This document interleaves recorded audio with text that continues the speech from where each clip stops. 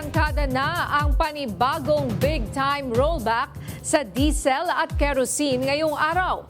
Pero kahit sunod-sunod ang rollback, umaaray pa rin ang ilang driver sa mataas na presyo ng petrolyo at kakulangan ng pasahero. Yan ang umaarangkadang balita ni Lester Aler. Balik sa double-digit ang presyo ng produktong petrolyo sa ilang mga gasolinahan sa Maynila ngayong umaga. Matapos ngang ipatupad ang malakihang rollback para sa diesel at kerosene ngayong linggo. Pero sa kabila ng sunod-sunod na rollback sa produktong petrolyo, dagok pa rin ang nararanasan ng ilang mga tsuper. Isa na riyan ang jeepney driver na si Abunjo Davad na halos 40 taon nang namamasada.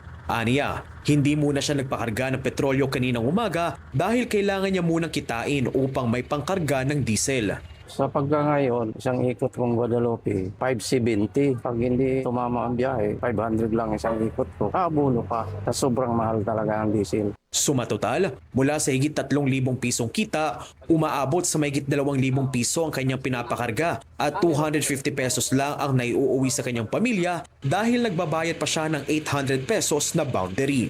Kwento niya, kababalik lang din niya mula sa pamamasada matapos tumigil dahil sa naging epekto ng sobrang taas ng presyo ng diesel.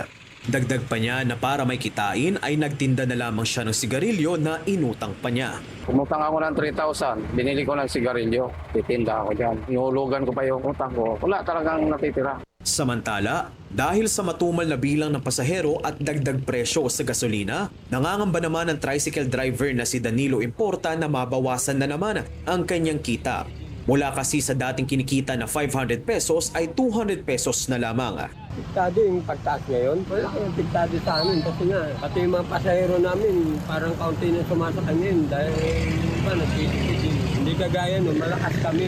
Dahil dito, mula sa 30 pesos na base fare ay humihiling sila ng 5 pisong dagdag sa kanilang pasahero. Okay lang nagdadagdag, yung iba naman ayaw. Meron din talagang ayaw magdagdag. Yung iba kung saan loob na nagdadagdag. Sa kabila nito, patuloy pa rin ang kanilang panawagan na maibalik na sa dating presyo ang mga produktong petrolyo upang muling manumbalik ang sigla sa kanilang kita.